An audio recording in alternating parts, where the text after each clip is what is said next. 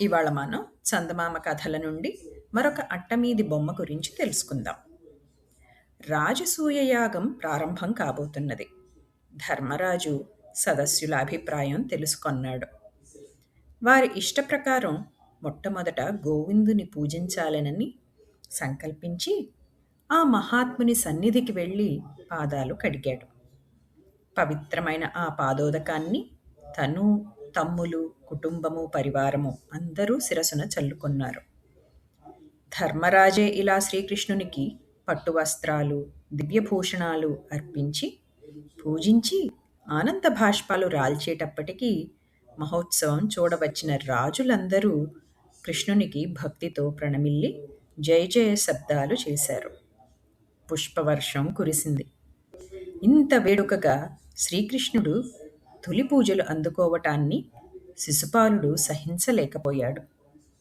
కూర్చున్నవాడు కంపితుడై దిక్కున లేచి వాసుదేవుని నిందిస్తూ నోటికి రాని కారు కూతలు కూశాడు. కాని కేశవుడు కిమ్మనలేదు. అటు తరువాత శిశుపాలుడు సదస్యుల వంక తిరిగి, తపోధనులు, బ్రహ్మనిష్ఠులు అయిన ఋషివర్యులుండగా ఎట్టి అర్హత లేని కుర్రవాడు ఈ గోపాలుణ్ణి పూజిస్తున్నారేమిటి అంటూ ఇష్టం వచ్చినట్టల్లా దుర్భాషలాడనారంభించాడు. హరినింద వినలేని సభాసదులు చెవులు మూసుకొని శిశుపాలుని తిడుతూ లేచిపోయారు. పాండుసుతులు మరికొందరు రాజులు వానిని పరిమార్చటానికని తలపడ్డారు. అయితే శిశుపాలుడు చలించలేదు.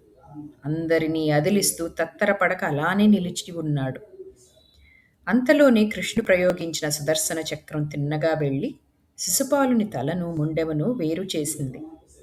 అప్పుడు శిశుపాలునిలో నుండి ఒక దివ్య తేజస్సు వెలువడి మెరుస్తూ పోయి కృష్ణ భగవానునిలో ఐక్యమైపోయింది. ఇదండి వాటి మన కథ. మళ్ళీ ఇంకొక కొత్త కథతో మీ ముందుంటాం. అంతవరకు సెలవా మరి.